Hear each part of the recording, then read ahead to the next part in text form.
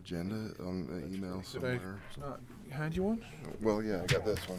I'm talking digital. Oh. John, we usually pledge first, right, and then pray? Yeah, pledge and prayer. Let me get the... I keep scrolling through my emails the last several days and say, "Oh, that'll wait," and then I don't open it. That's so southern. Now I'm way behind. All right, Commissioner, it's Ready to go? Yeah.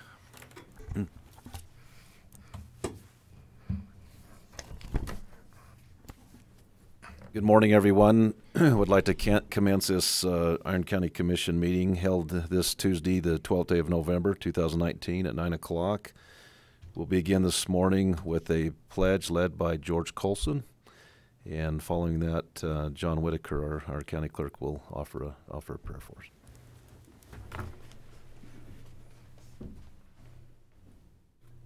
Pledge allegiance to the flag of the United States of America and to the republic for which it stands, one nation, under God, indivisible, with liberty and justice for all.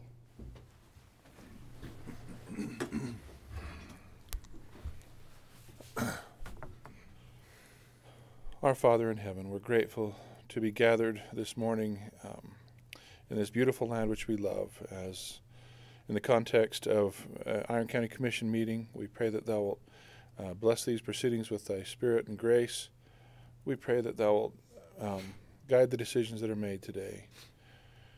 We pray that Thou will leave Thy blessing upon our county that we love and cherish, and this land. We pray for all the local, state, and national leaders. We pray that as a people that we might be worthy of Thy blessings, that we might live good lives before Thee, and that we might take care of one another. We pray that we can rejoice in those things that we have in common and be understanding in the differences that we have as a people and as a nation, and that we can engage in a higher discourse with more understanding. We say these things with gratitude, and we do so in the name of Jesus Christ. Amen. Amen. Thank you, George and John. We appreciate everybody's attendance this morning, this beautiful November day. I would like to make a motion to appoint Commissioner Blake as the chairman pro tem for this meeting. I'll second. All in favor? Aye. You're on. With that, we can flip a coin. Good morning, everybody. We'll start out this morning with, we don't have any minutes to approve this week, but we will start out with departmental reports. Turn the time over to our clerk, John Whitaker.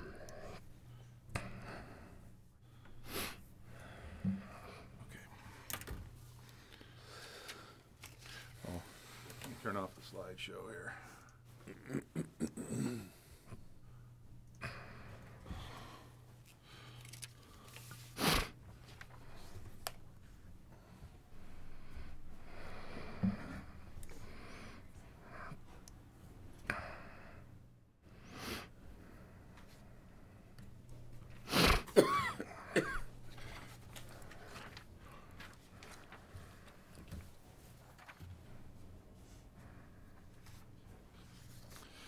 Well, good morning.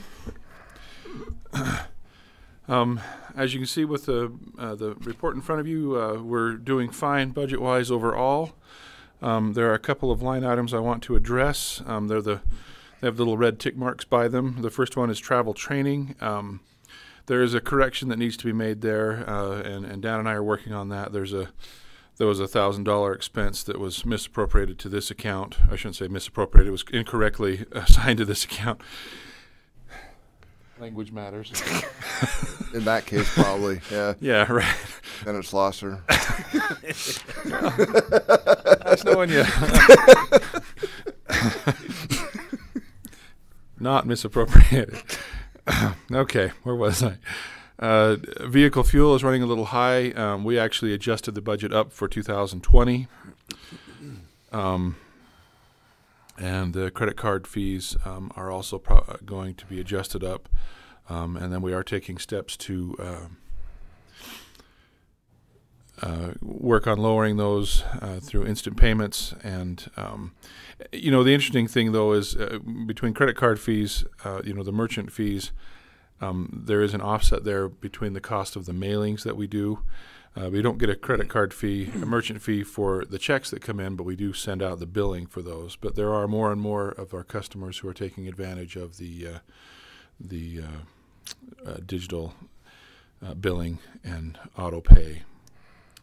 The other tick mark there in red shows other current expense, which is right at its limit.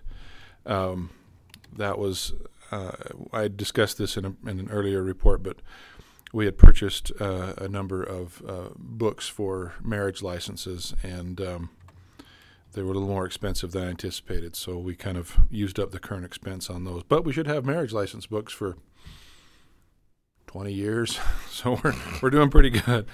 But overall, we're under budget there. On the election budget, you'll notice that number is at 46%, and for the record, we're at 81.55 as of October 31st. In the clerk's office for elections, we're at 46%, and that number will come up. The reason that is so low is because most of our invoices don't come in until after the election. So, in terms of the office, it's running well. This has been kind of a year of change for us. We had Cindy retire, and so Chanel has been serving as chief deputy since March. Marilee was a new hire we've talked about in the past, and the office dynamic has been really positive. I've been really grateful. Really appreciate Jeannie. She helps with the minutes for this meeting, but she's also been taking on that role for the Planning Commission, and I've had nothing but appreciation mentioned to me, so appreciate that. We just finished up with an election. It went smoothly. I don't know that if I were one of the candidates for Bryan Head Council, if I would agree with that, because it's a tie, but the code allows for the drawing of straws or a coin toss after 30 days. And we checked the mail this morning, and there were no new additional ballots that we could count. And so Bryan Head will be doing their canvass today. Cedar City will be tomorrow. And I think all the canvasses will be done this week. We don't anticipate many or any new countable ballots. We had 2 come in this morning, but they were postmarked after the date. You feel, John, like the vote by mail has helped? Because it does. I'm disappointed in the voting percentage. I am in too. Cedar City's election, at least. I don't know what the others did, but Parowan are good voters. They turn out pretty well. Canaryville, Bryan Head, Paraguna. I have to say, 30% isn't very good, but it's double or so what we had before vote by mail. It is? Yeah, we were in the teens often on these types of elections. Wow. It depends on the level of interest. Each election is unique, but yeah, in many cases it's doubled that turnout. We want voters to be informed and to be engaged, but there's not a lot that a person has to do to vote. I mean, we've done what we can to reduce the barriers between an individual and the ballot box. Voting is a fundamental right and frankly civic responsibility in America, and I think far too few of us take that seriously. The other interesting thing is, in Bryan Head, it's an outright tie, 23-23. You can't tell me that your vote doesn't count in municipal elections. Well, and didn't Parowan have one many years ago where they flipped a coin? Oh, yeah. Yes, Askeroth, and I remember that. He was a friend of mine, and he lost that election through a coin. To a coin toss, yeah, right. And, the election night results for Canaryville were tied. And we had a couple of ballots that were able to be counted later that broke that tie. But boy, please take advantage of your civic duty and vote.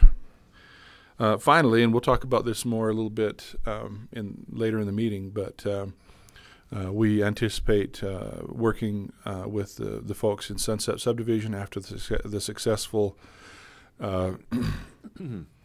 improvements that were made on their roads, and we'll work with the billing.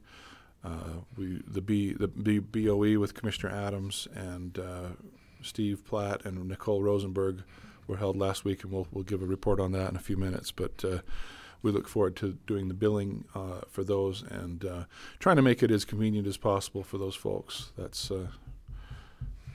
we're hoping to at least make the administrative part of it smooth. You have any questions for me?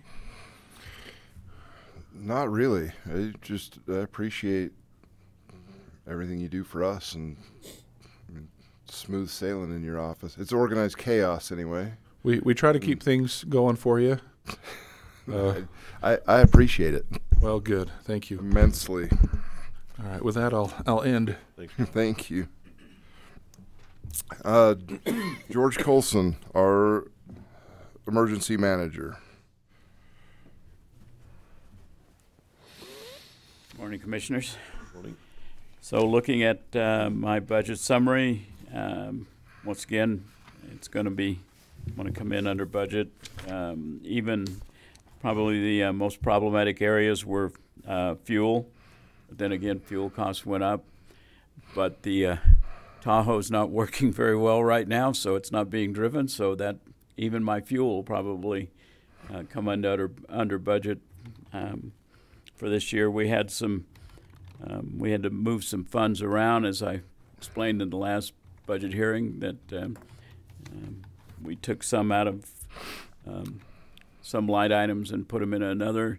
There were some unforeseen expenses with some emergency apps, but we're probably going to do away with one of those this year and go strictly with Everbridge.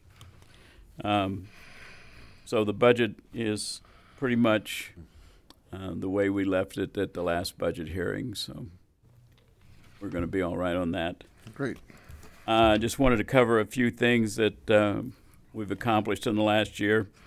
I was able to purchase a sat phone for Bryan Head, which enhanced their communication ability in case they get cut off up there. Began, and I'm still compiling emergency management equipment list. Turns out that emergency management has equipment all over the county, and it hasn't been tracked before. And for insurance reasons, I've talked to John when I first came on, and so I'm trying to compile a list so that we can get that insured, because we have some fairly expensive pieces of equipment. For instance, the signboard that I've talked about turning over to the roads department is $15,000. It was paid for with grant money, but if anything happens to that, it wasn't on our equipment list, and it needs to be. So I'm doing that. We finalized a radio repeater equipment repair and maintenance contract with Hamilton.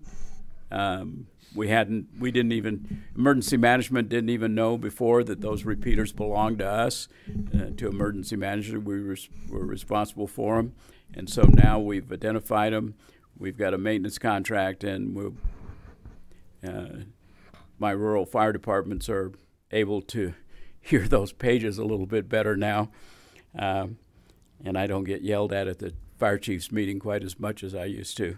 Nor do I. Yes, and nor do you, Commissioner. I appreciate that. Yeah, they beat us up on a fairly regular basis. They take the two cops in the room. Yeah. It's like going into a den of lions when you hang out with firemen. Yep. I hope they're watching. I hope they're streaming on YouTube. We had several meetings with Gene from Gold Cross, and we finalized a cost-sharing agreement with them. Gold Cross has been really gracious in that.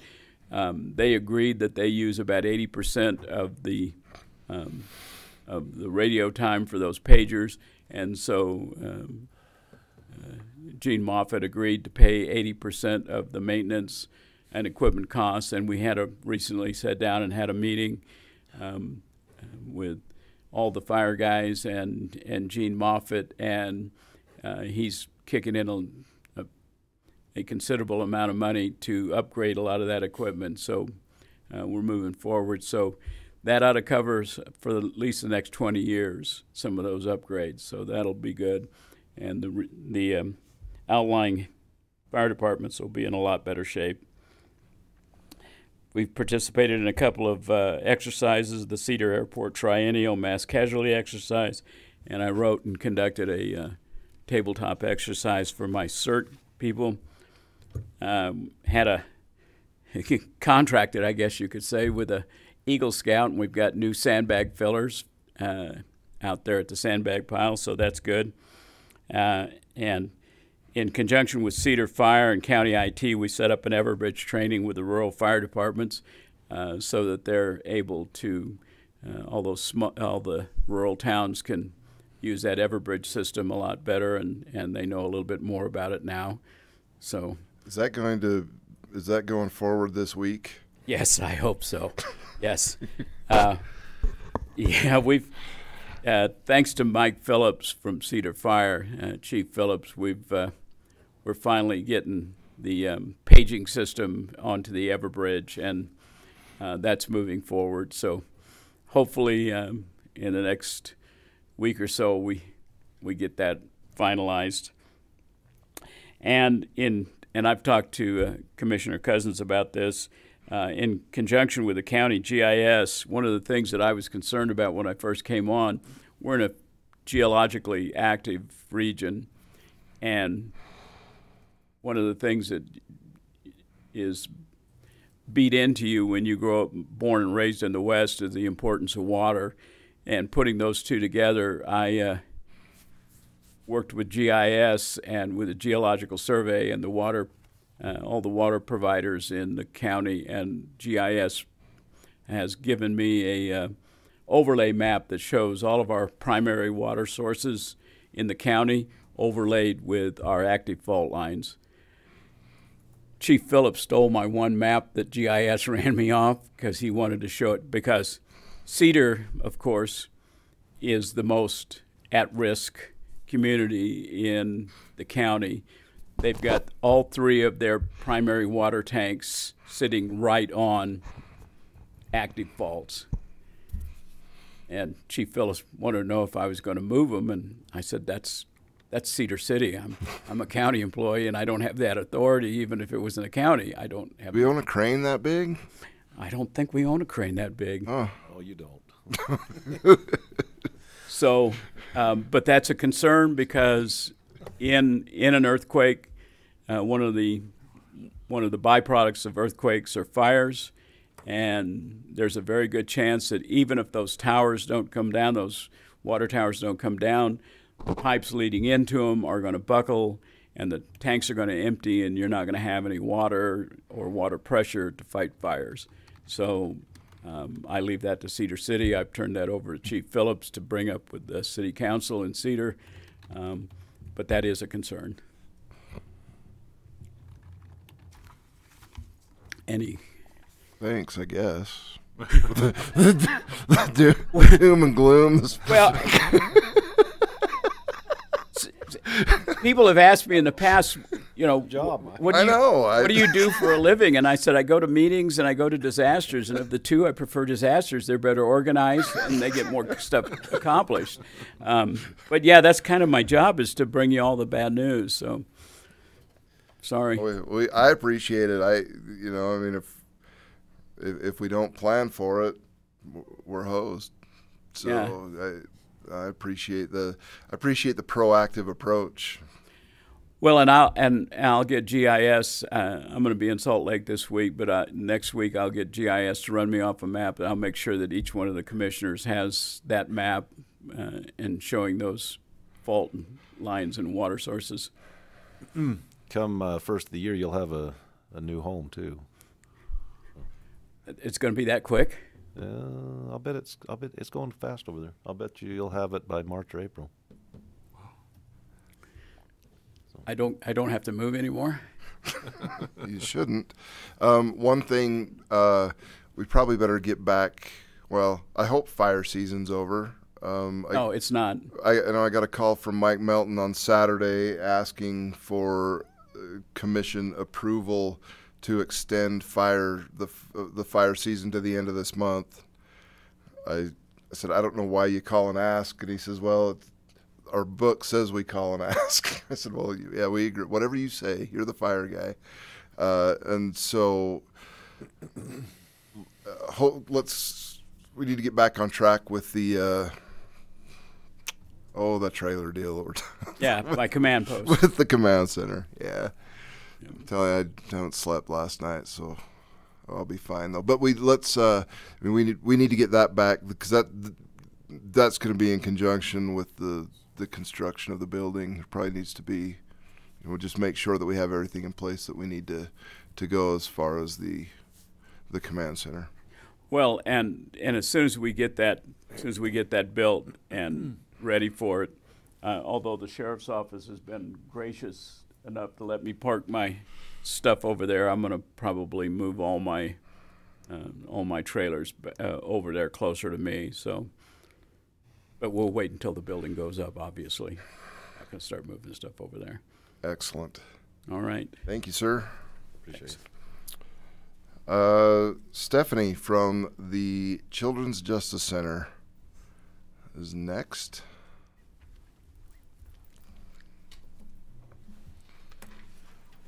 Thank you. And here is your invites to the Dancing with the Stars. Our cute little intern did not realize that Perwin has to go to the P.O. boxes. Thank you. Then it came back. So they got returned.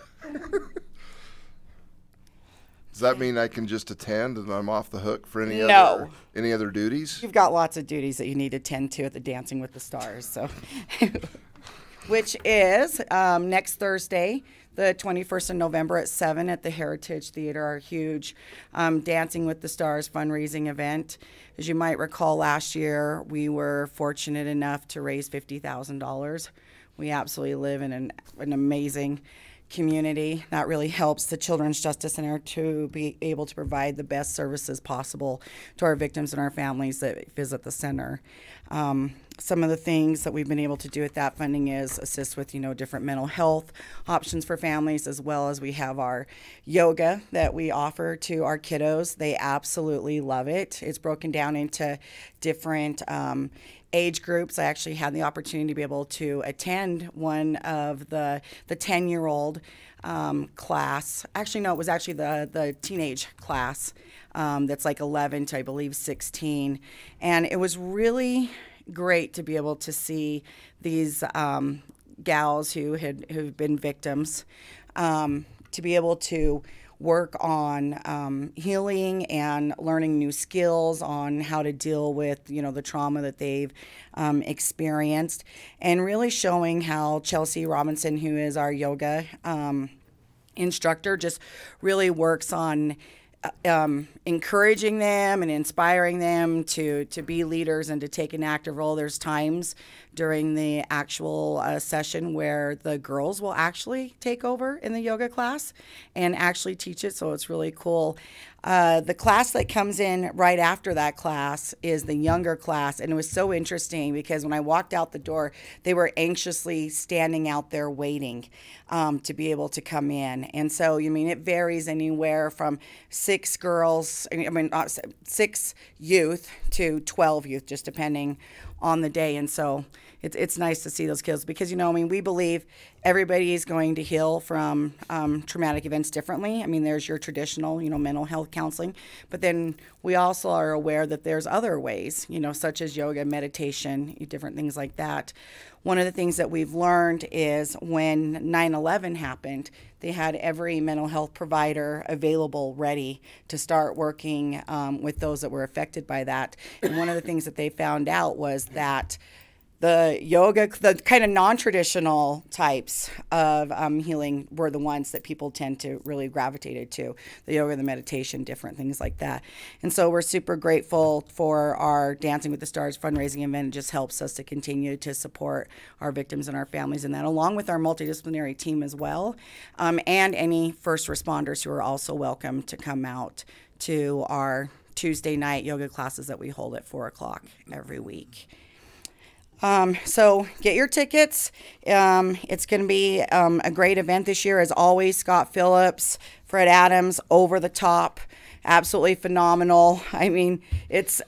Each year I'm like, wow, I don't know how we're going to beat this next year. And then each year I'm like, wow, I'm still just completely amazed.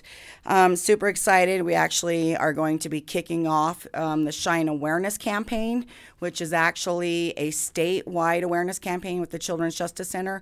It's about focusing on being the light for survivors to turn to and not focusing on the act of what had happened to them, but the fact that they are all survivors. And we're going to have Attorney General Sean Reyes out for the evening, as well as our program director, Tracy Tabbitt, with the Children's Justice Center. And we've invited quite a few different local dignitaries in the area to come out and be a part of that evening. We've got 8 community dancers that have been practicing their little hearts out and giving their time and energy and money in order to participate and put on this event for us. And we really just want to fill up that theater and just make sure that it's rocking for them on the night that they get out there on that stage. So Mike's very well aware of what it's like to have to practice. They practice Wednesdays, they practice at Saturday mornings from 7 to 9 a.m. And so they just really give so much of themselves to be a part of this. It's very cool. The Suns that Commissioner Cousins. Oh, yes. Thank you. Cool machine made for us in yeah. I don't know. That was it would have taken wow. It would have taken us 6 weeks to, and it took them like 5 minutes to masterpieces. And they look great. I know they sent them over to me, and I was like, oh my gosh, those are so nice. I know who to call when I need stuff cut out. Contract drawn up. The what? The contract drawn up. I told Mike, the deal is, if I never have to dance, I'll make profit. Okay, we will keep that in mind. I've got a few people in the community that have, I've got the same type of contract with them as well. So, but we're super excited. Like I said, next Thursday, 7 p.m. At the Heritage Center. So all the props that we've been assigned are painted, finished, and at the Heritage Center, stuck in a corner backstage. And some of those are immense. There is one prop that is 20 feet by 16 feet. That's yeah. It's gonna be good. The Suns are multicolored and bedazzled. Yes, they have to be bedazzled. So yeah, we're excited. It's going to be a great evening. It's going to be cool this year. So, in regards to business at the Children's Justice Center, our budget's a little different than yours. My budget starts July 1 to June 30th, and so our budgets have just all been completely renewed. We've been fortunate enough to receive the VOCA grant, and as you know, we got quite a substantial increase on that as well, and that's approved for the next 2 years. One of the things that I'm working on right now with Teresa Wood, who's my victim advocate in Beaver County, is actually going to be opening up a satellite facility in Garfield County. And so what we're currently looking for is a location in Garfield County. So if anyone, knows anybody who might be interested in donating some office space, we need an area for just a living room area for an intake for a family, something similar to that. Of course, an interview room. We need an area that's a monitor room as well. Contacted the commissioners over there? Yes. Okay. She has went and talked to the commissioners there, and I know the county commissioners and the city council are working on trying to find a location. We're actually looking at, I was just contacted by Tracy Tabbitt, our program director, that there's a $25,000 grant that I can apply for, which will help pay for all of their video and audio equipment, any of the furnishings, computers, anything like that, for that area. We think that it's important. Garfield County has access to Beaver County, but that's still requiring families to travel. And a lot of times it's very difficult, and there's a lot of barriers in regards to why they can't, make that, that travel. And so we feel like being able to actually have a facility right in Garfield County would really help all of the families in that area. Home, or it can be anything? Really? It can be anything. It doesn't have to be a home. It can be, part of an office building. You can go and conduct the interviews and these things. Okay. And so, and Teresa, who's my victim advocate in Beaver, would actually, she would travel over to Garfield County and meet with the families and the team that's over there in order to provide those services for them. And we were fortunate that we were able to increase her hours to a full-time position in order for her to be able to do so. And so kind of Garfield County is like one of our last kind of counties in the state that, as a Children's Justice Center program, we feel is kind of like just that last little bit of area that we really need to try to get into. It really does make a difference being able to provide those services to those families. So if you hear of anything, let me know. So you're talking which city in Garfield? In Escalante or Panguitch. Panguitch. Mm-hmm. There's a building. There's a building that with a 5-county. The health department owns over there. They've been wondering what to do with it. It's a pretty big building. Okay. But there might be room in that. Okay. So I'll follow up definitely. on that. That'd be great. I'll check. Would you give me a little write-up? Mm-hmm. And I'll check with Commissioner Pollock and Taylor and Tebbs, and we're going to see him at UAS. I'll ask him about that. Okay. But that might be a facility you could use. That would be great. So. That'd be great. I went ahead and I gave you the information in regards to where we're currently sitting at in regards to interviews that are in Iron County, Beaver County, and Kane County, as well as our medical exams. I'm actually really surprised our medical exams are as high as they are because we didn't have a nurse practitioner for quite some time, and we had a traveling nurse practitioner that kind of came over and took care of all of our exams that needed to be done, and then as well as Beaver and Kane County. And so we're looking at making sure that they've got Beaver and Kane County on schedule so that they're receiving those medical exams as well from our nurse practitioner and nurse. And then if you go down below, you can see the different therapy that's being provided in the schools.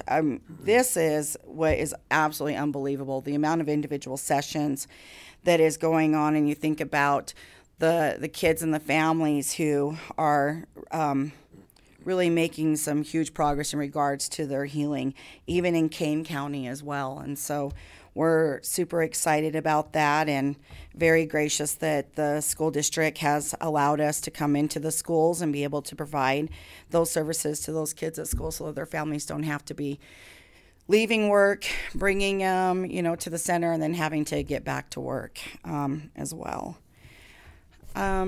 We just hired our part-time person, Chris Perez. He's 20 hours a week and he handles all of our case management system. We didn't realize that as we started to build our program in the Children's Justice Center with adding, additional mental health programs, yoga, different things like that there's got to be a tracking mechanism in place in order to record that and report those numbers to the state and the federal government as well. And that's what he's been working on, is making sure that we get all of those numbers in as well. I think... So we've got our Dancing with the Stars coming up. We've got our fun run coming up in May.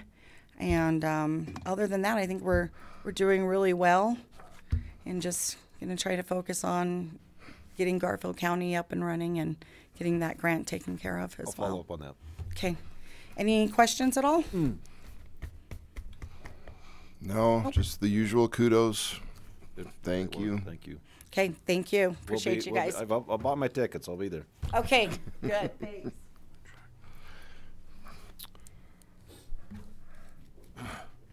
Well, And I think we took off HR as there won't be a representative. Okay. That's why we're a little short on reports. okay. Mike might have time for a nap. Maybe go curl up behind the table for 20 minutes. You got anything? Oh, not that I think of right offhand. Let me look real quick. Just maybe report on the building. The road department, they did the over-X this week. They went down about 8 feet. And Bolek Dirt Works did that work, and they're doing a beautiful job. Precision Development is constructing the building for us, and they're a great company and moving along. They're hopeful that the building package has been ordered, and they think it'll be here within a few weeks. So I told Preston that's his Christmas present. We'll try to get it at least erected soon. So looking for an air compressor for that new building. Been working on that a little bit. Try to suit their needs. That's about all I can think of, Commissioner. I want to take a couple of minutes and mention I'm glad the Sheriff's Department representation is here. We talked about this before a couple of years ago, and I don't think we've mentioned it. Our locally, we have it's called a critical incident task force. That is a task force put together with we're a 3-county task force of law enforcement, mental health professionals, victims advocates, crime scene technicians that handle attorneys. Let's not forget Mr. Edwards in the back, that handle officer-involved shootings and in-custody deaths primarily in Iron, Beaver, and Garfield counties. Those incidents, though, are fairly rare. They're not that rare. As part of, I guess those incidents create the biggest amount of physical trauma, mental trauma, both for our rescuers, our first responders, and other people that are involved in those incidents. But they also are a huge, high probability of liability for the agencies and everybody else involved. That task force was put together several years ago, and it's continued to grow. It just reminds me, as we had an officer-involved shooting incident yesterday in Cedar City. 26 members of that task force responded within less than an hour of time. We had officers from Beaver County. There's a large presence of involvement with the Iron County Sheriff's Department, which in this case is really important because Cedar City was we call it the host agency. They didn't want to host the get-together, but were forced to do that. And so a lot of that investigative responsibility goes to other agencies, such as the Iron County Sheriff's Office. Everybody worked really tirelessly in that event yesterday, and I think that they just need a little bit of recognition and kudos for that. You start throwing a whole bunch of agencies together, and to watch it come together within minutes and be well organized, different teams go about different responsibilities, to where, you know, if you had 2 or 3 detectives who had to handle that case, it would literally probably take 6 weeks to accomplish the work that was accomplished in 12 hours last night. Lieutenant Schlosser was there as part of that team. It's just, I think that there needs to be some recognition there, just because as a rural area, I think that our team's awesome and really has built over the last few years. I would stack our team against any other team in the metropolitan areas of the state as far as professionalism and just the ability to work together and get things done.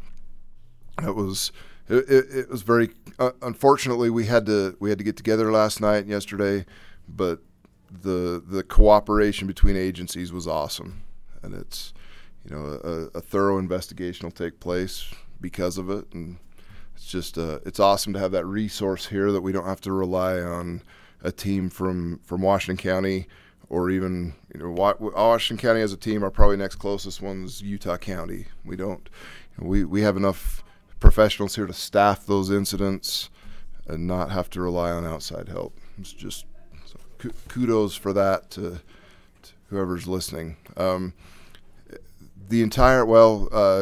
Dotson responded last night, Shane Clank and Mike Edwards as legal kind of legal supervision over the event, and it's so nice to be able to have all of those aspects covered from the legal. Our victims advocates were there last night. There were victims advocates both assigned to the victim family, the officers involved. It's just a tremendous effort. Stephanie,'s greatly responsible for bringing those victims advocates in through VOCA grants and such. I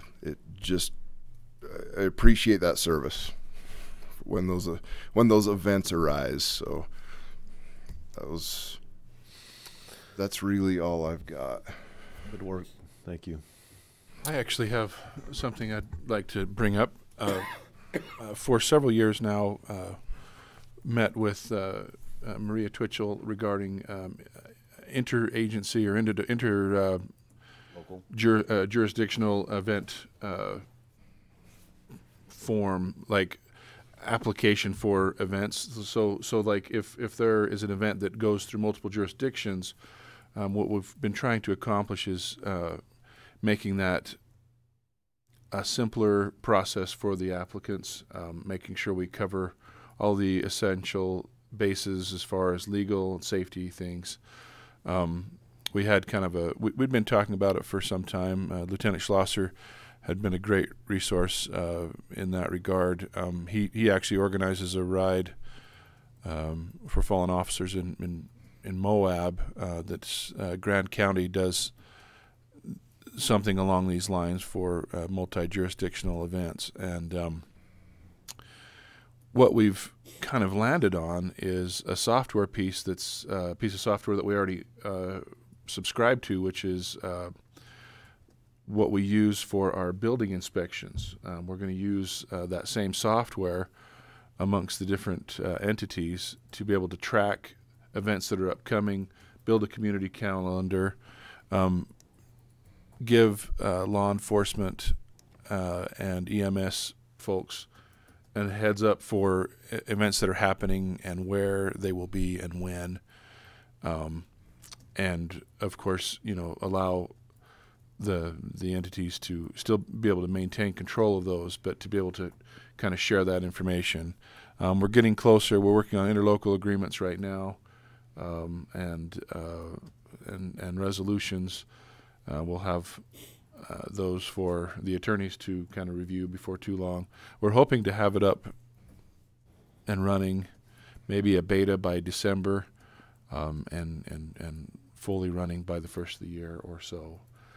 But we feel like it's a positive thing. We've kind of taken our time. We haven't really talked about it in the open too much, but we've kind of got a tacit buy-in from all the entities, from Forest Service to BLM to UDOT to the different towns and cities, and of course the county.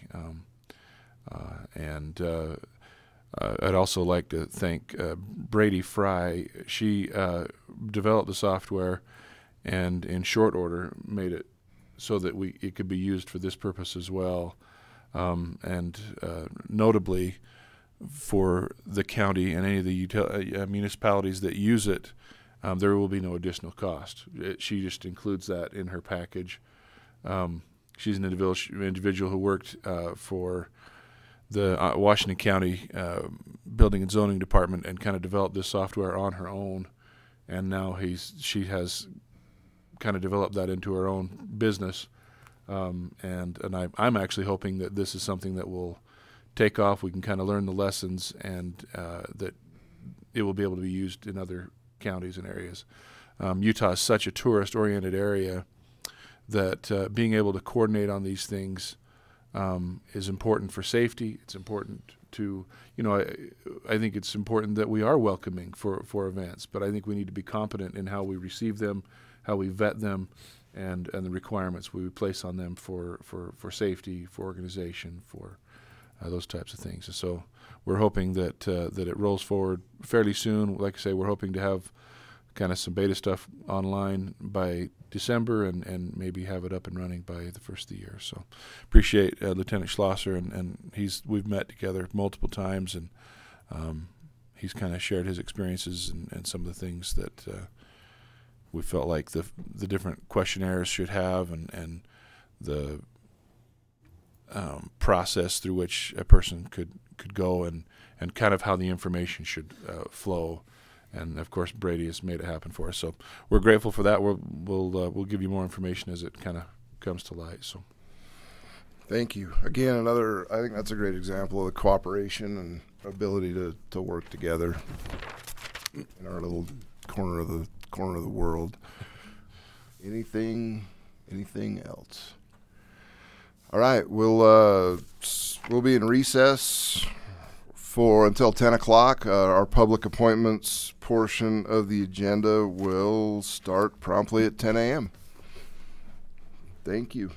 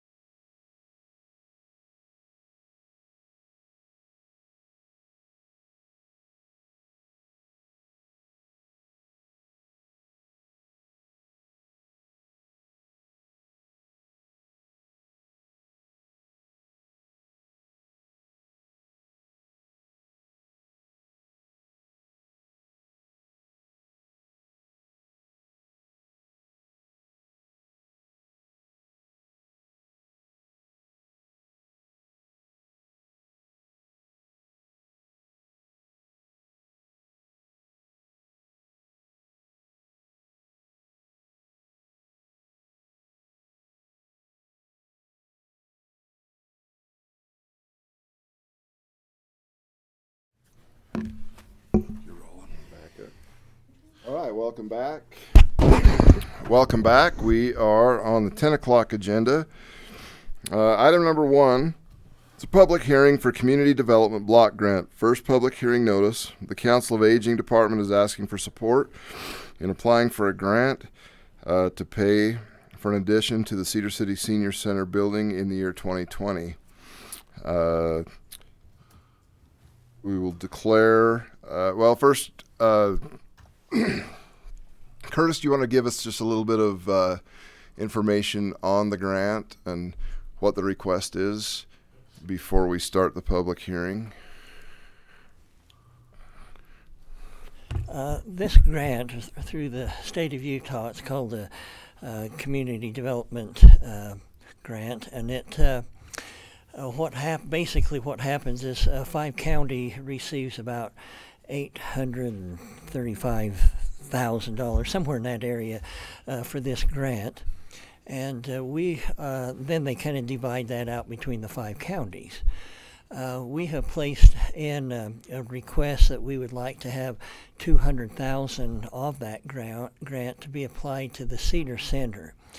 The Cedar Center is just busting at the seams with activities, morning, afternoons, and evenings. And we have a porch, or a porch in the north end of it's an outside wooden porch on the north end of the Cedar Center that's not used at all. And so what our proposal is that we'd like to enclose that porch, probably have to take it all the way off and start just an addition to the building. We estimate that would be Commissioner Cousins estimated well over $100,000. We're putting in $200,000 request on that so that we could have enough for, to make it done right and that type of thing. And so that's the idea. We've attended their first meeting with that. The grant people look very positive about our project. It fits every one of the criteria for that grant. For our needs, the seniors and the needs and that type of thing. And so basically that's kind of about where it sits. Okay, thank you. Thanks. Chair declares the public hearing open. Any comments from the public in regards to this grant request? I guess maybe, I don't know if it's a public comment or not, but like Curtis said, this project matches the criteria very well. The 5 county folks spoke very positively of it, and this public hearing is part of the process to begin to be able to do that grant application.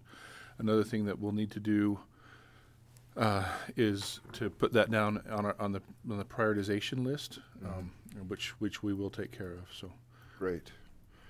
So is there need for a motion? No. For or just. No, this is a part of the process to be able to receive those monies and to be able to receive any public comment on the project itself. Great. Or on the grant application. Okay. Any other comments? Before you close, Yes, sir. Dixie, you just walked in. Do you have any comments, Dixie?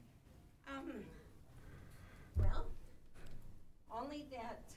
Come up to the We mic. come up to the microphone and introduce yourself and make it official. Okay. Oh, now I just left my notes back there. Oh.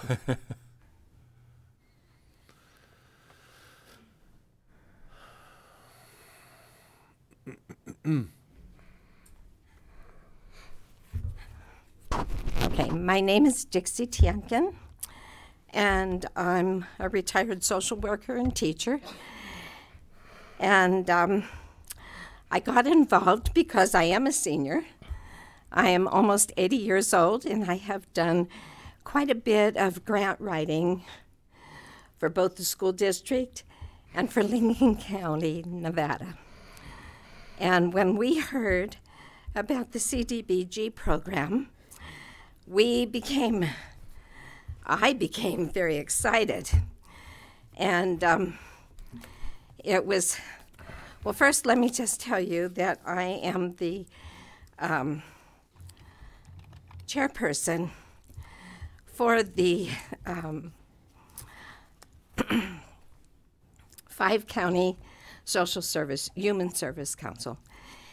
And so when we were having our meeting in Cedar City, and I got to show the people that were there, our senior center, and I'm very much aware of the fact that we need more space because I, for one, am a card player. I play bridge. I play hand and foot. I play dominoes. I play a lot of games. And recently, we have such a big group that is doing this, and we have so many other things going on in the senior center, and there is just no room for it. So we have become aware of the crunch, and we've had to have several of our things that we used to have at the senior center, we've had to have them at other places. We've been very lucky that Crystal Springs Recreation Room has allowed us to go there to play cards at several times a week, and not only cards, but other games as well. And I have a list of over 41 people that have been going on a Wednesday evening. And the reason we have to do that is we have square dancing going on in the gymnasium area. And we have all these other activities that go on in this building day and night. And there's no room for us anymore because we can't do it in the gym because they're square dancing. And the dining area, the tables are too large, and we need to have card tables set up. So we have been going to Crystal Springs.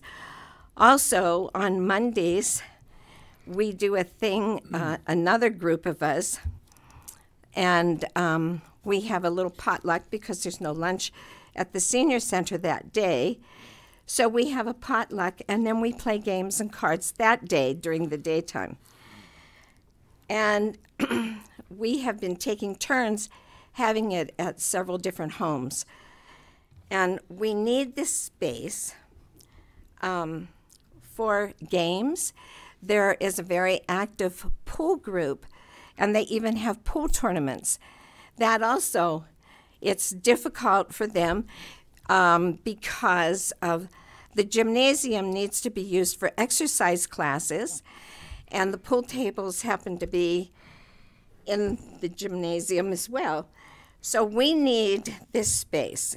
And there is a 16-foot by 50-foot porch or deck. And when I was showing this, the 5-county people that are meeting there, which is made up of different county commissioners and 2 representatives from each of the counties. And it came across, hey, we have this area. All we have to do is look for a way to do it. And Jerry Taylor, who is another county commissioner, not ours, he became aware and he said, did you ever think about applying for a CDBG grant? Well, I never heard of it before, but we decided we would. So when we were discussing this, and I mentioned it to Michael that I was going to try, Michael is the director from 5 counties. He said, well, you know what?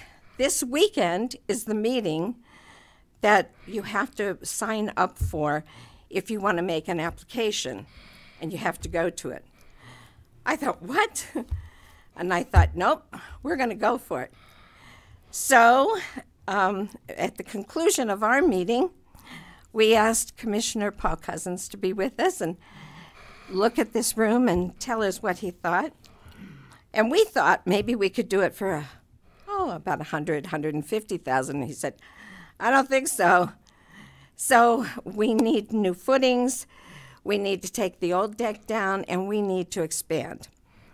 So Curtis and I ended up that when I called Nathan down in St. George, he told us that it would be on the 24th. Now, all of this started October the 16th. So we have gone full steam to get to where we are now. Curtis and I went down to the meeting. We called and made reservations to be there. And we received this, and we met a lot of people, and we've been working hard on it. The first step that we had to do was be at that meeting. We were there. Cheryl, who is the head of this program for this grant, not just for 5 counties, but for the entire state of Utah, was there. She gave us a lot of encouragement. And she said, instead of going for $200,000, you need to go for a 2-year thing, which would be $200,000 for the first year, 2020, and then $100,000 for 2021. So that's where we are. You, as county commissioners, received a letter that Curtis wrote. You meant to say 100,000 each year, right? No, it's $200,000 the first year for 2020 Okay. to do the footings and get the building built on. $100,000 to take the elevator that is Oh, the existing, elevator. Okay. So that's And- the elevator. Okay. you know, to be able to get down to the basement. And if there's enough money left over that $100,000, then we will do some upgrades, maybe with lighting and things like that. Not for the storage area. The storage area will stay storage. But the rest of the room that we could make for a craft room. That way, if they wanted to set up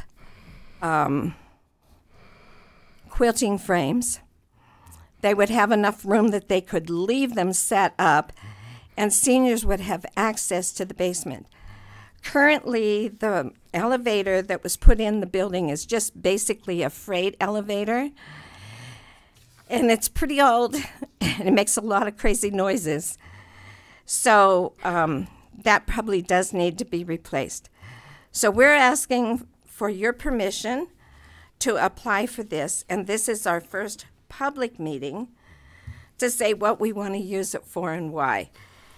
And Appreciate it. Well, I think we obviously this is an easy one for us. We appreciate all your time and effort, and go for it. okay, the biggest thing that we need, if you look in this book, it was really funny because I paperclipped some things to show you or tell you about. As far as applying for these things, according to the goals and objective of CDBG, and on page 5 of their book, says improve public facilities. Well, that's what we want to do. It also states further back how much will be granted to this area. The 5 County Association of Government would get $813,331 $1,000 for this type of thing. As far as rating and ranking, Cheryl told us that there's a lot of things that we won't have to do because it's already been done. Our people that we will be helping do all meet either the low income or the mid income level. There's not very many seniors that's ever going to be in the upper high of that. So if you have any questions, I'd be glad to try to answer them because I read this book last night. Oh, we appreciate it. At this point, we're good. Move on with the process. We're excited about hearing the progress as we go forward. Thank you. Thank you so much. Any other public comment? Seeing none, we will move on. We'll declare the public hearing closed and move on to agenda item number 2. Mr. Chair Pro Tem, I need to abstain from this discussion. Oh, okay. Due to a conflict. Okay.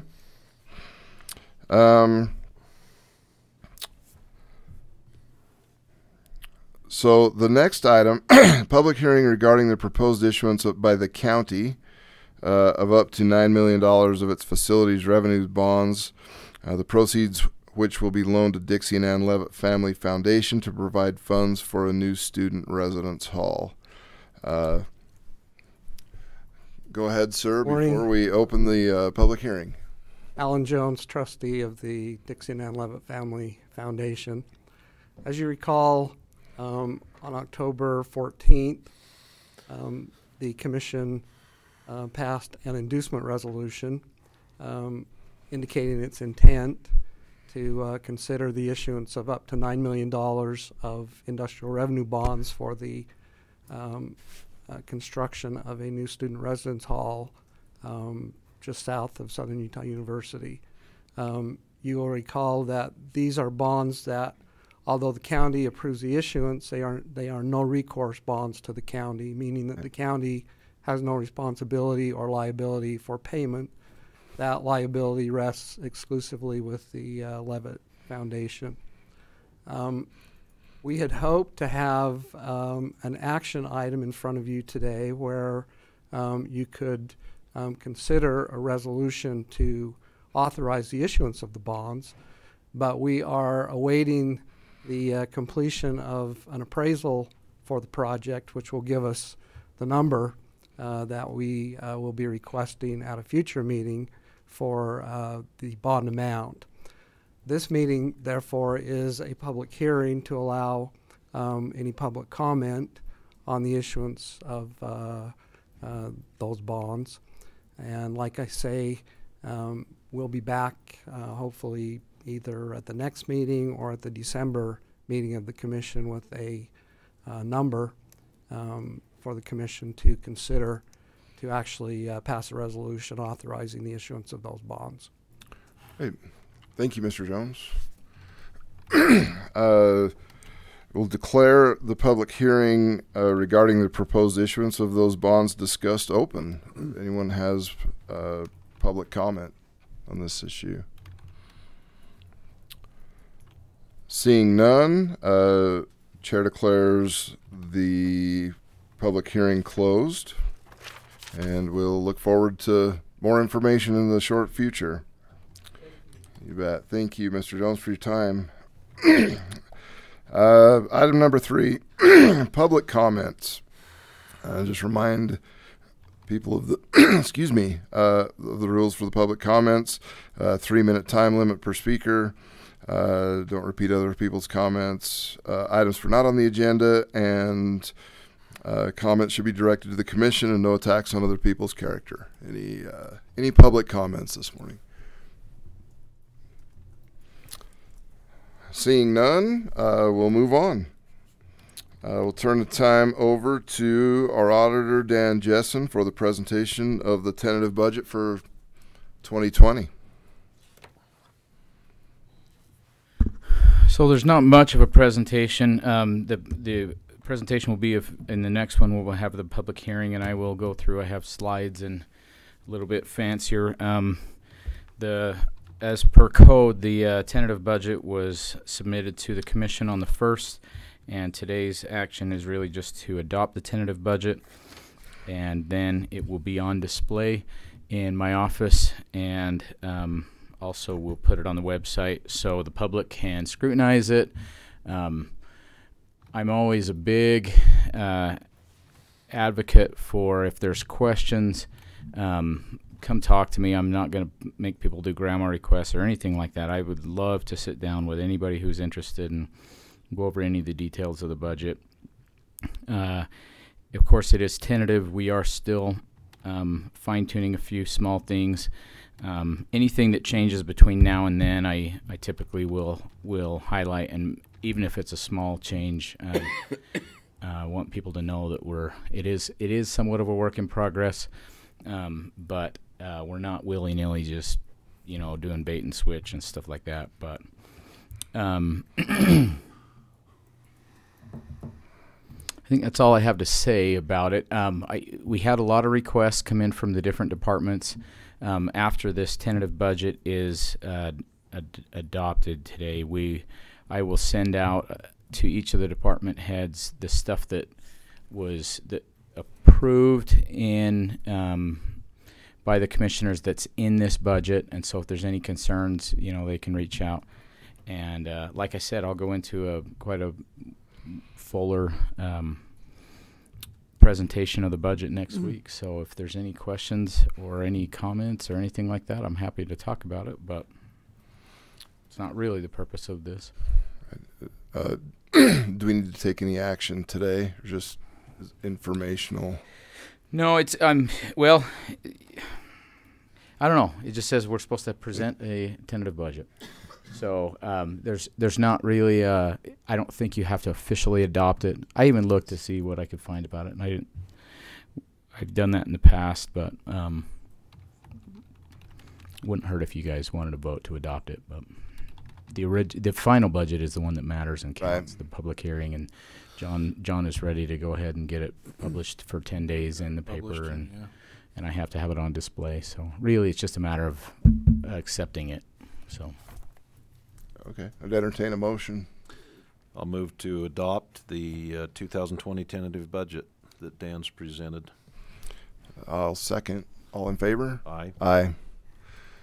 Okay, we've adopted it, accepted it. Thanks for all the hard work. Thank you, Dan. All right, item number 5. Discussion verification of wording in ordinance 2019-8, adopting a provision for urban farming previously approved on October 14th, 2019. This discussion is necessary to accomplish the intent of the commission and maintain consistencies with other provisions in the Land Management Code. We'll turn the time to Reed Erickson. Do commissioners like a copy of the red-lined version, or it's the one that went out in the packet? You should have it there. So I don't know if you want a copy of the cleaned-up version so that it reads more easily, but I have that available as well. As you recall, the purpose, and as we've discussed this in email and back and forth, the purpose is to just simply verify that you're comfortable with the language changes that I've made to the ordinance. I've reviewed those. Ask the county attorney, Mike Edwards, to give us some counsel on whether we felt like this really needed another public hearing or not, or whether it just needed to come back because of the changes.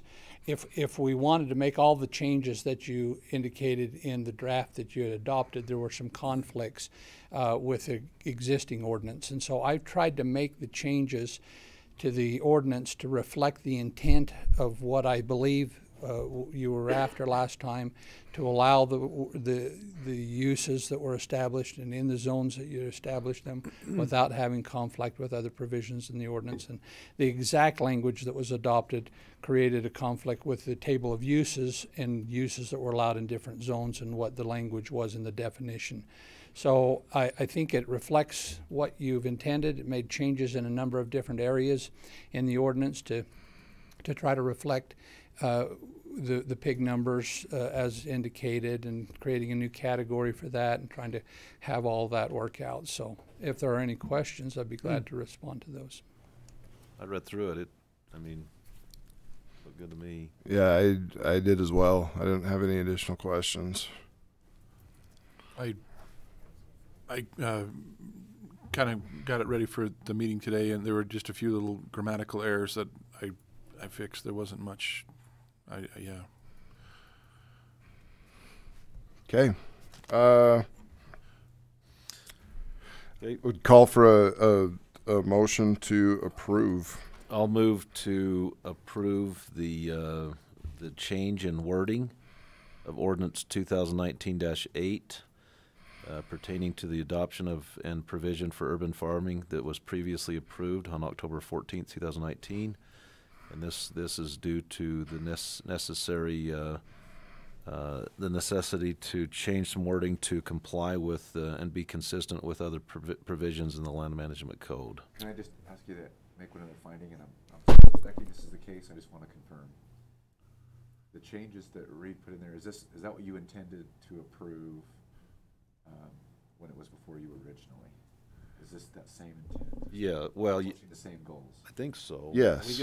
There were just it created some other conflicts, yes. And then he just fixed that, right? The reason why I asked that is if we're changing the wording of the statute, I'm just trying to figure out if we need to go to a public hearing or not, and if it's just this is accomplishing what it is you wanted it to accomplish when you originally voted on it.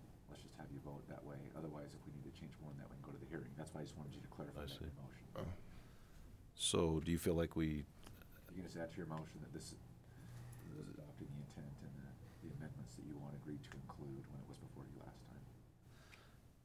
and just state that we don't think we need a public hearing, or in the motion? Yeah, because we're not changing any of the provisions or the land use, I don't know if I want to say, the purposes of the ordinance that was really presented to you and the amendments that you made to that. It's accomplishing the same thing. That these revisions reflect the original intent. Right. So I would add that to my motion, that that we do not need a public hearing based on the fact that it didn't change the intent. It just changed the wording to be consistent with the land management code. Is that good? Yeah. Second. All in favor? Aye. Aye. Item number 6. Results of special Board of Equalization hearings held to consider any objections to proposed assessments for the Sunset Subdivision assessment area that the board may deem unequal, inequitable, or unjust. Okay. Read.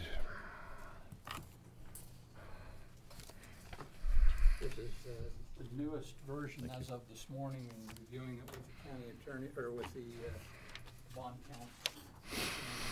Reflects the recommendations of the Board of Equalization.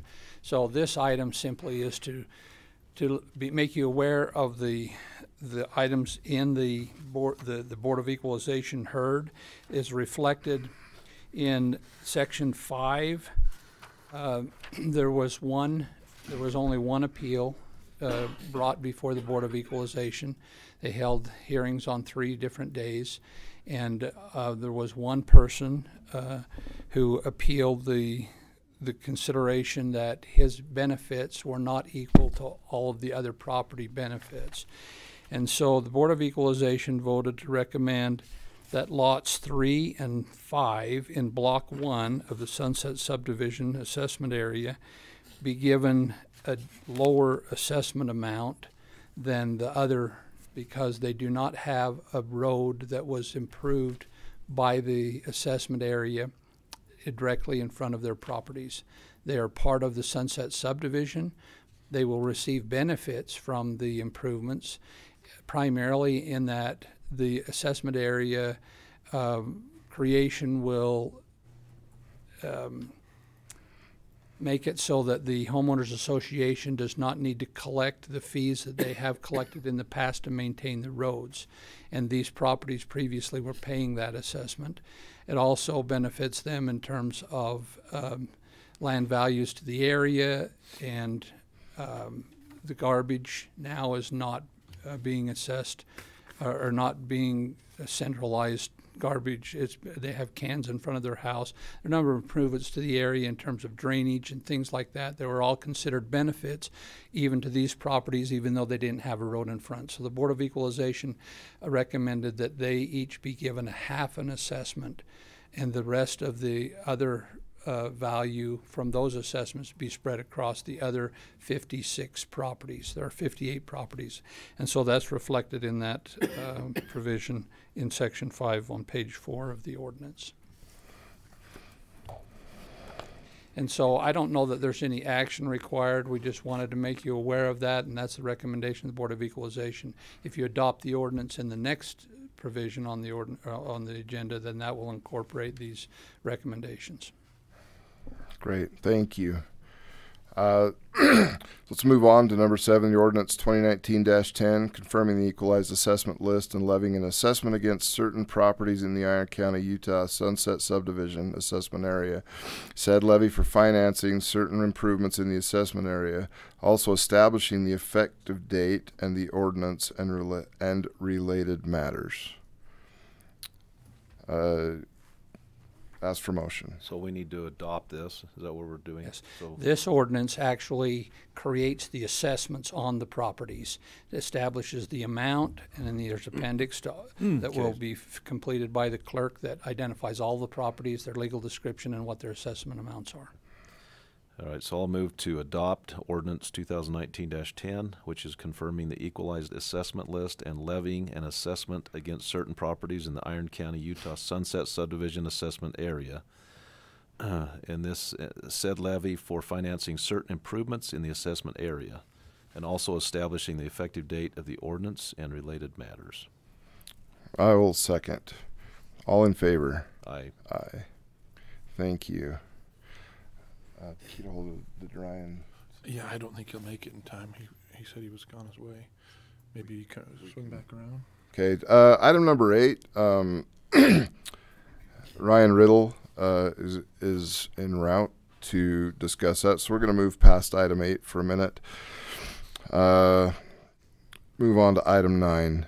Discussion and possible approval of a cooperative law enforcement annual operating plan and financial plan for fiscal year 2020 between Iron County, the U.S. Department of Agriculture, Forest Service, and the Dixie National Forest.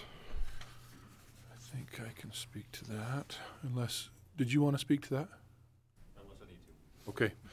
So this is the, I'm going to see if I can fish it out here, but this is the typical annual operating agreement. The payment increased. I don't remember by how much. Let me just grab this.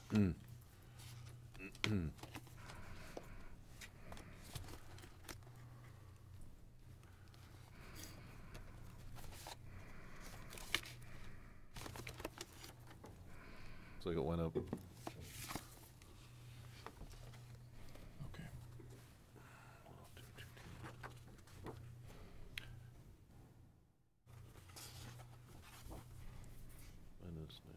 That's the right one. That's wrong. That's number 8. Sorry. That's not the right one. Okay. And I don't, do you recall, Lieutenant Schlosser, I think it went up from 3,000 to 5,000. This is monies that Iron County receives for patrolling within the Dixie National Forest. It's an annual agreement, and I think they recalculated and figured the amount needed to go up this year. Yeah, that reflects, it is about a $2,000 increase, I believe, over last year, and it's any time that we're patrolling in the Dixie National Forest area or responding to a call in that's what that reimburses. We have to keep track of that. It's the same agreement as previous years. So yeah, and this is an ongoing concern. So very simple. Okay. Ask for a motion. I'll move to approve the cooperative law enforcement annual operating plan and financial plan for fiscal year 2020 between Iron County and the USDA Forest Service and the Dixie National Forest, and that amount is $5,000. I'll second that. All in favor? Aye. Aye. It is approved.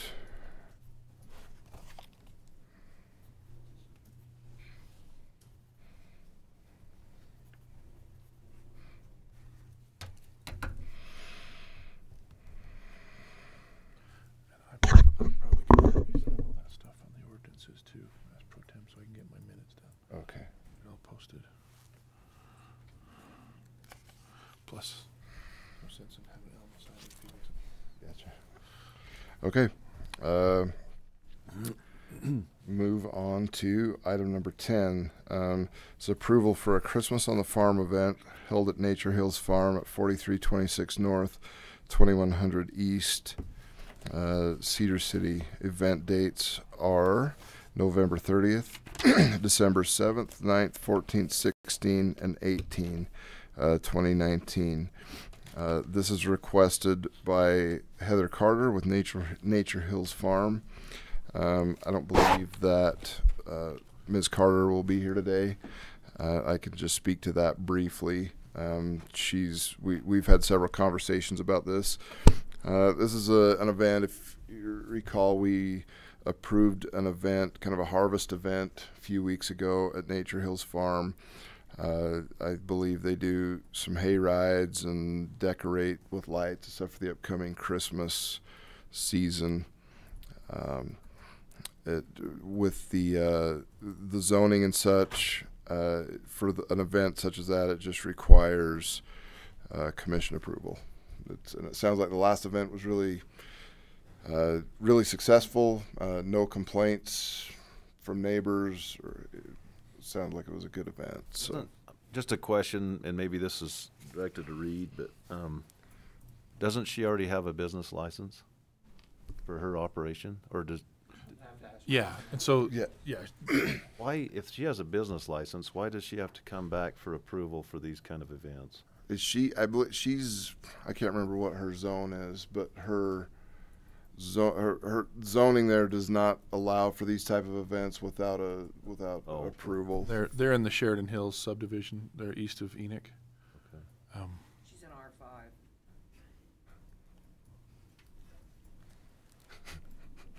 Yeah, no, I couldn't remember. I couldn't remember what it was. Thank you, Paula.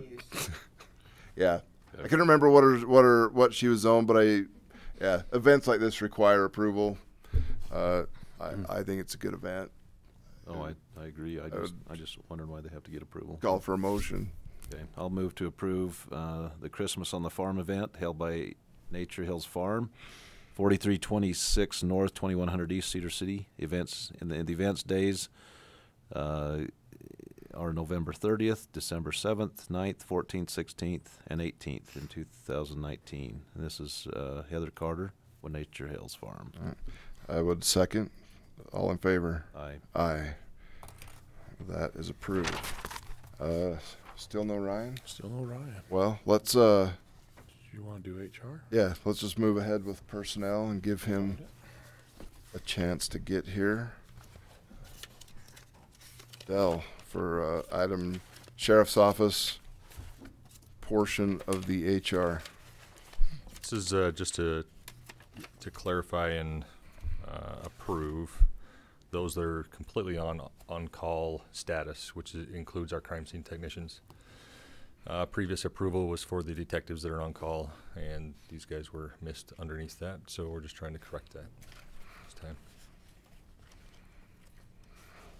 They're a key essential part of the on-call side of our of the sheriff's office, and as yesterday's events proves that.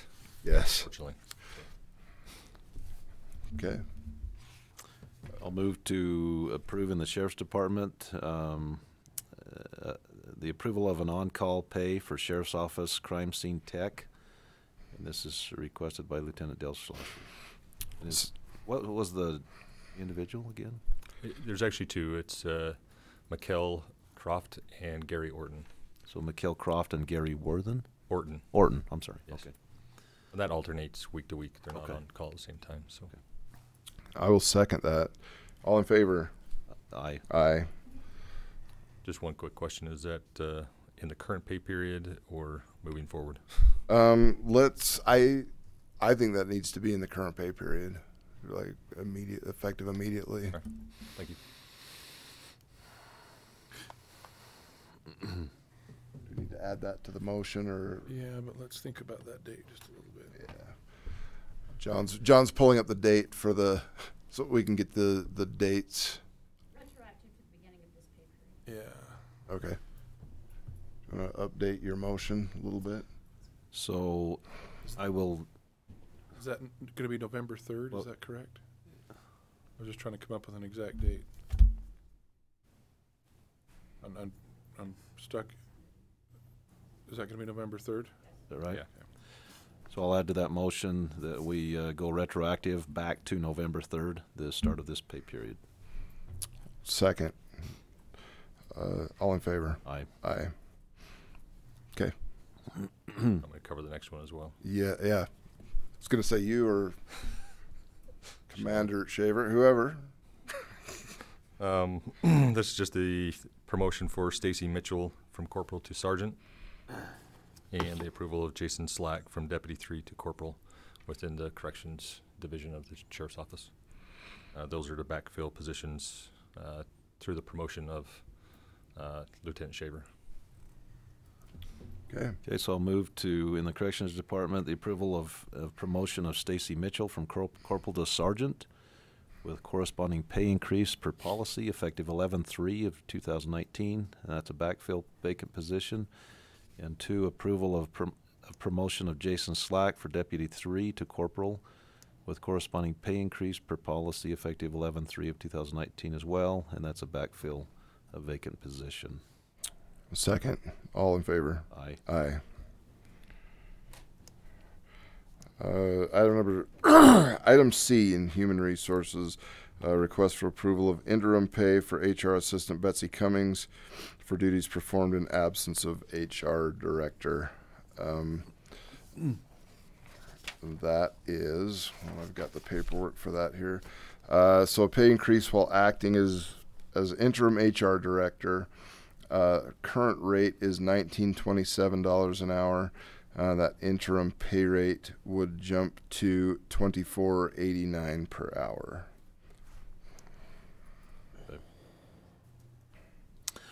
So I'll move in the Personnel Human Resource Department the approval of interim pay for HR Assistant Betsy Cummings as she's performing duties in the absence of an HR Director.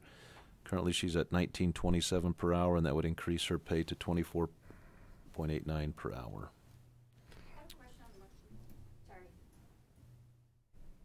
Where did that percent come from? And it just, Betsy deserves every bit, and I don't want to even, but all the other promotions, with the exception of the one that was recently done in the road department, or in the with Reed, sorry, in the building department. Building zoning. Have always been 5%, but now all of a sudden we've got one that was 10%, and now this one, if I did my calculations correctly, is like 20-something%. So I just would like, as a department head, some understanding of the consistency, because otherwise I'm going to be here next week to say all my promotions that we've done shouldn't have been 5%, they should have been 10 or 28%. So what's the consistency? I'm not certain. I have no idea. Without Betsy here to explain. I don't know. I mean, I have no problem, and I think Sure. Betsy deserves whatever. I think Reed deserves whatever, but so do the other department heads or people who have been interim and filling in. When you step up, we've got someone in the Right, and jail that stepped right up, but I'm guessing she didn't get a 28% interim raise, but I don't know. Well, my assumption looking at it was just that from what her position is to the bottom of the HR Director position, but I don't have that in front of me to know. That was my assumption. Not sure. You say it's 14%? Well, that's a rough calculation. I didn't figure. Based on the numbers? You know, maybe what we ought to do is visit this in the personnel policy and see. I personally have felt limited by that in my career once or twice with promotions where I thought, you know, maybe 5% wasn't sufficient, and I've seen it multiple times as well. Maybe we want to visit that. Maybe 5% ought to be the cap. I think that's been kind of the de facto policy for some time. Yeah, it's not de facto; it's policy. Who came up with these numbers? Was it? I'm presuming Adrian. And this, yeah. Yeah, I'm not. Alma forwarded these to me, and that's the first time I saw the numbers. So Mike, is that up to $24.85 or $21.85? $24.89. And what was the starting amount? $19.27. About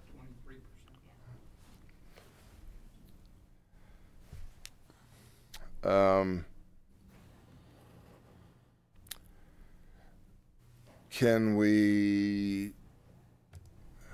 we table this one? Do it, because then I'm in trouble because Oh. We should approve this, and then we should look at it. But we we need to be careful we don't set a precedent. We shouldn't be neither. I mean, Cindy. No, that's I mean. Everything I said. No, that's a. I do not ever want to speak against anyone getting a raise because I've got 2 people in my office. I mean, I'm down 2 and I'm looking for someone. So please do not do anything to put a cog in the wheel of HR. We need that. We need that. We need that. And Betsy deserves every bit of it. It also will give you some incentive as commissioners to hurry and get that position filled, which we need. Yes. So please, please second that motion. Forget what I said. No. And I'll talk about it next week when we're not talking about this specific, because I did not mean it specific to this position. Understood. Just some consistency or some understanding for department heads. Well, and that's I think that's a valid. I think you bring up a valid point to just review our policy, and it's probably healthy to do that when these things come up and make sure we're doing what's best. So. Sorry. I will not try harder. Could you hold that up to the mic so we hear? You said you'd try harder? I will try awesome. harder. No, you guys have seen me at my worst this week, so both of you. So, question for Mr. Edwards: does this? I mean, if we do go back and try to change this, does this set a dangerous precedent by doing this? No. No. All right. Okay. I will second the motion as it stands. All in favor? Aye. Aye. Man. And still no Ryan. Let me call him really quick and just see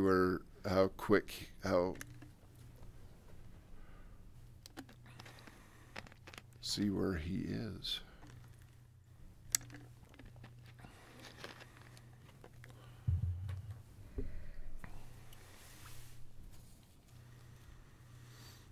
Usually when I say that, they walk in the back room. I was hoping I get paused there for a second to.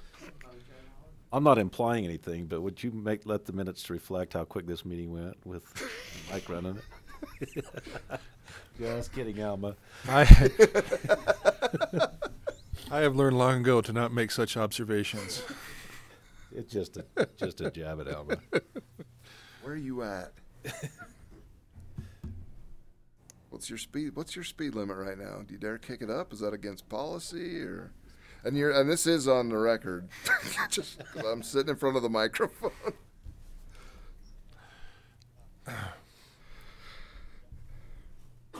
Okay. We're complete. Well, we're basically done. We've bumped you till you're the last guy. So hold it up to the mic. Let him speak. Well. Okay, we'll see in just a minute. He's almost here. Any non-delegated items? Prairie Dog Matters, county boards.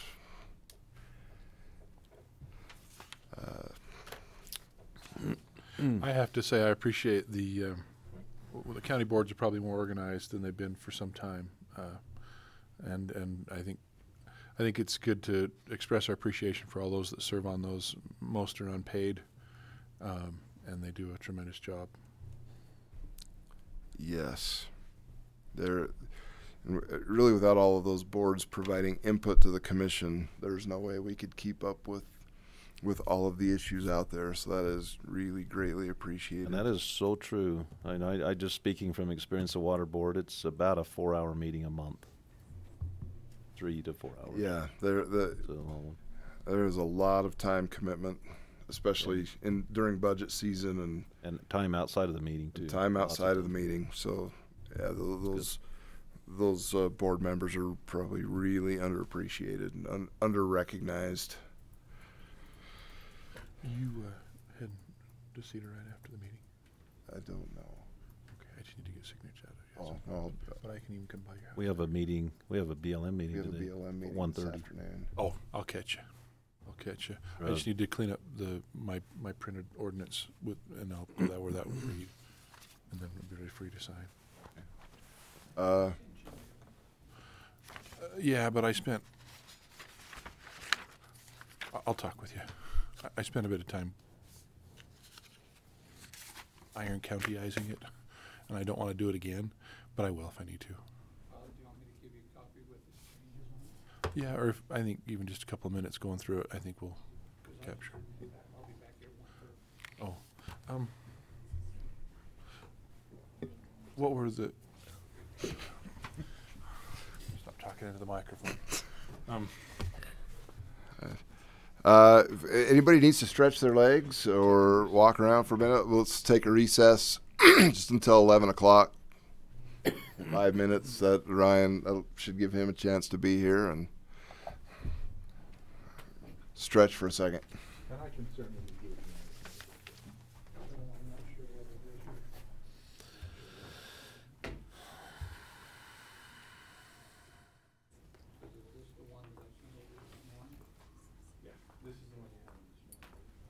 When you do get behind Carlisle, he'll at Holiday Sheep Camp. What's that? I said, when you do get behind Carlisle Holiday Sheep Camp. I went past him just as we came to the summit. I was like, Is that okay? Is that acceptable? That's what he said. might be.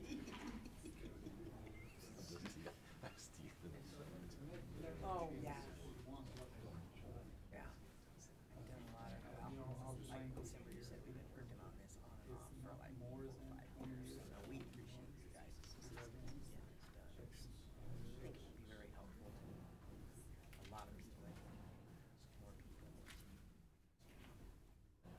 That's what we need is people to know hate comes from the styrofoam can. You know, so, and we're working on stuff for the state level and some stuff, so. No, we appreciate you guys.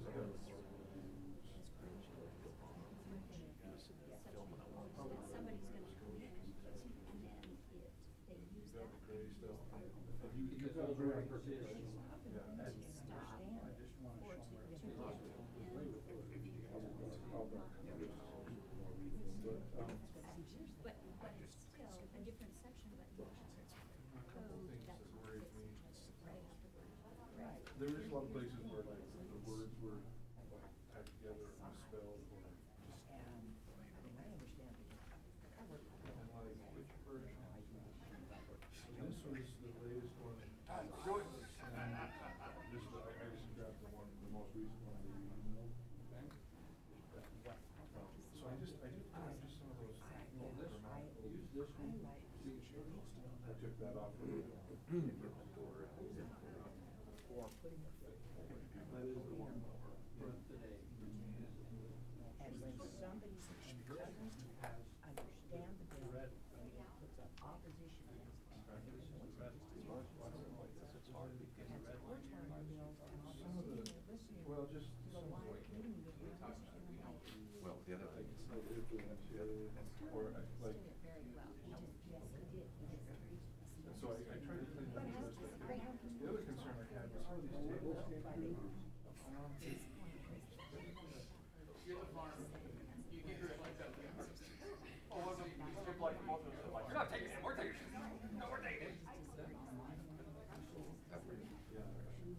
And so there were just a couple things like that, or places where the words were rubbed together. And then the other concern I have is on the charts. Where they dropped in there. you do not do that anymore?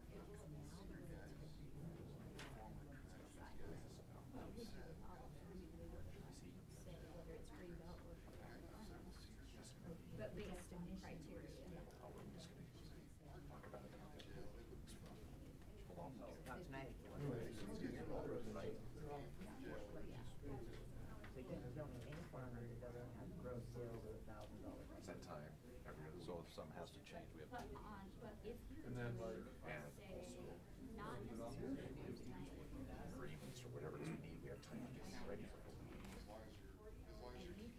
It's hard for me sometimes. I've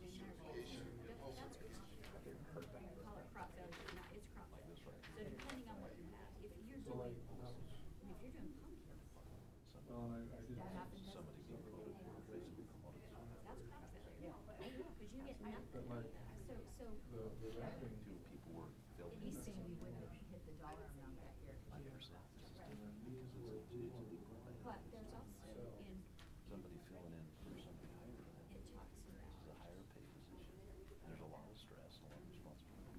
But there were but it does like talk about places times where, when, you know, or you like, want it to, that you're gonna have it, there were like sections because you that were, overraised it, so you so sort of the lowercase. at the, Or if you're planting There were, like I said, words that had something together or just no space of present. you said it depends. Yeah, I mean, So like, I capitalized on. maybe not the whole thing, but you're rotating through, or like you said, if And I guess maybe that's not service. I don't know that anybody. depending on what you're putting in, it's gonna be huge. So you're gonna have, now you're gonna have expense. Farmstead, colon.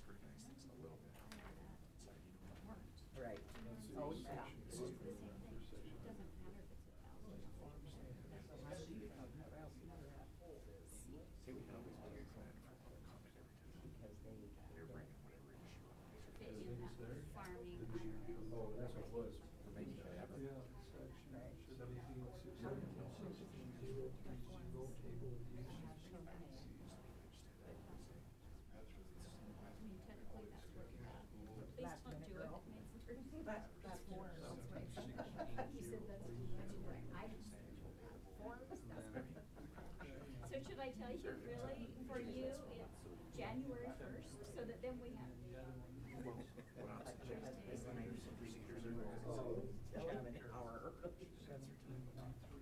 I will tell you, the 2 is statutory deadline, so we can be the best.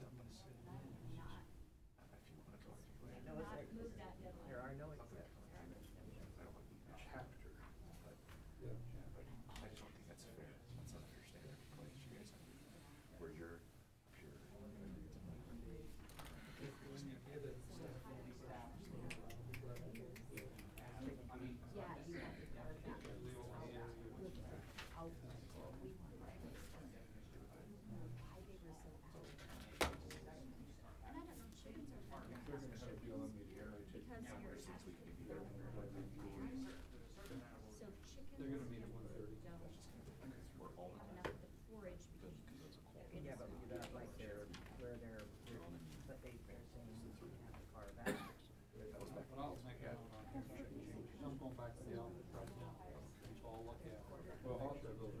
I'll send you what I have here. If I've got areas, let me know.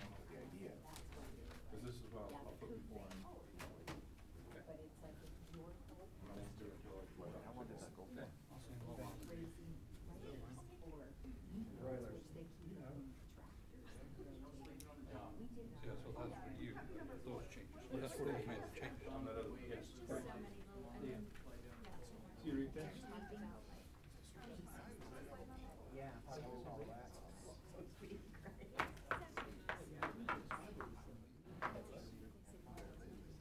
Right, which, that's what we want in any of those, right? Yeah.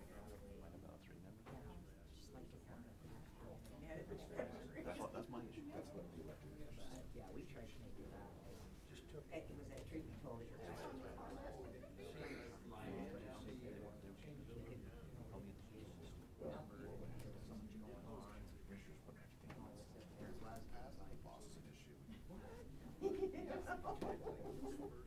What did they do?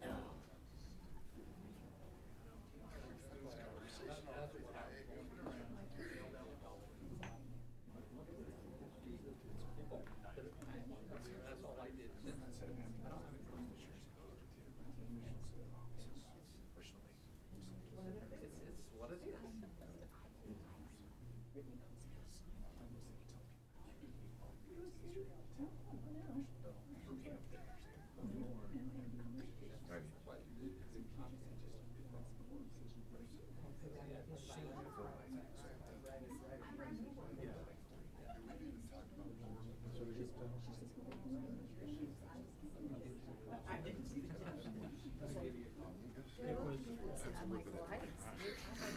I'll just answer questions. How's that? Morning, sir. See ya. Sorry, I got cold hands. You're good.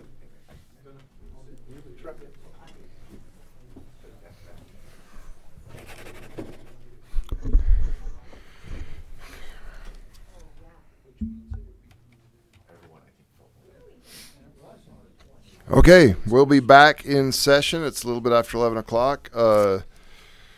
Mr. Riddle has made it to discuss item number 8, which is discussion of possible approval of Utah Cooperative Wildfire System Participation Commitment for 2020 between the Utah Division of Forestry, Fire, and State Lands and Iron County. Turn the time over to you just to explain briefly what we're talking about and see if there's any questions. Good morning. Appreciate the opportunity to be here.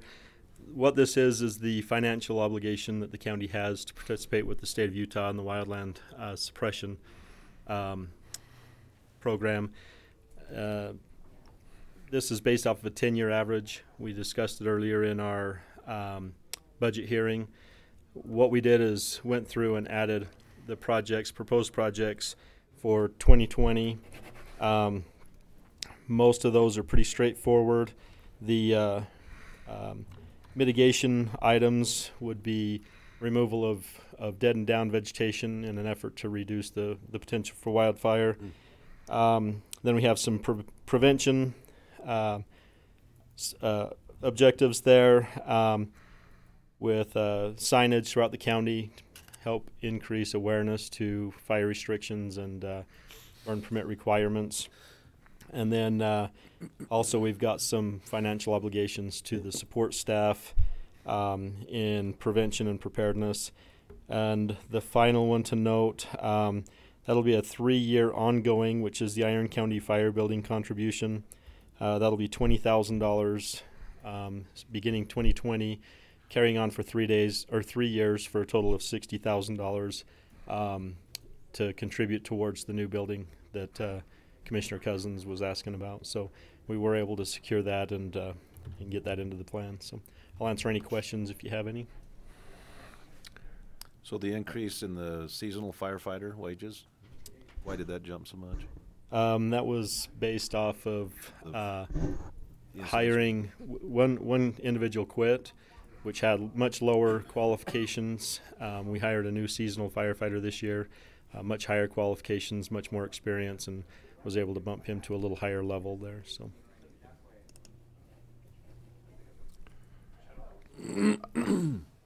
I don't have any questions. I don't believe.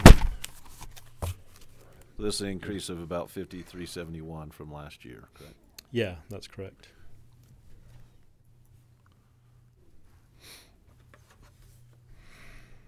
And I will note that a lot of the things that we're doing in mitigation are things that the county is already participating in. So most of that's going to actually be matched in kind. So we're essentially taking funding that's already been allocated in the county, tracking that so that we have a savings in the hard dollars. So I've worked with the clerk. I've worked with several of the departments, capturing what the Sheriff's Department's doing in prevention education as they're making contacts with people with campfires. Some of the road maintenance along the side of the roadways, it's already being done by the county. So there's a lot of things that the county's already doing that'll actually match in kind. So. And in terms of our part of it, it actually benefits the landfill as well, because the monies that are paid for the printing on the back of the bills are an offset for those expenses. So that's correct, and that's actually a great example. What we're doing is paying for that billing, but we're adding a fire prevention message in that billing so that everybody's getting an opportunity to see what our conditions like, and just a reminder. We're using the One Less Spark campaign, which is a statewide campaign for consistency. And then hopefully we'll be able to get a few more signs up this coming year, working with the road department. You may not know this, Paul, you wasn't here, but we actually got some funding, $35,000 to purchase a printer for the road department so that the county can make their own signs, which has turned out to be a pretty significant savings to the county in other departments and other areas. So right. Real pleasure working with those other departments with this stuff. Yeah, this participation commitment every year is a pretty easy pill to swallow. It literally saves us probably hundreds of thousands of dollars over the course of between fire mitigation, not having to fight fires, and it's a great partnership with the state.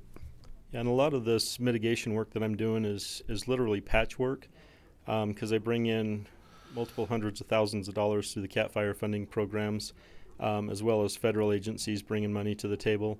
We use the PC match a lot of times to bridge the gap between fundings in certain areas. So, yeah, there's a cost associated with the county, but additionally, probably hundreds of thousands, if not millions, are being brought in for fuels mitigation in the county. So, good partnerships are making some neat things happen here.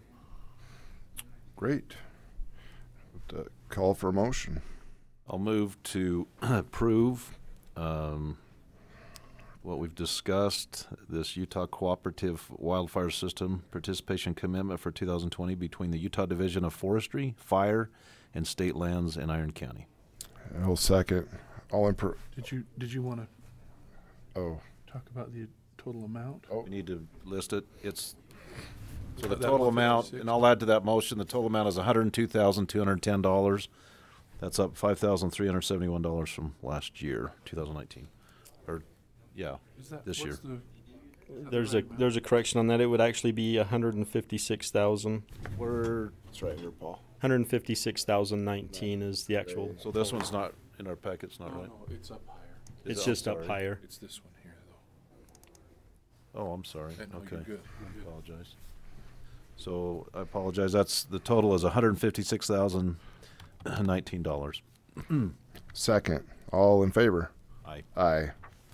Motion carries. Cheat you out of $50,000. Any other matters, comments? I'm using the flinch method to see how hard. Okay, I'll declare this meeting of the County Commission closed, adjourned. Thank you for all of the participation.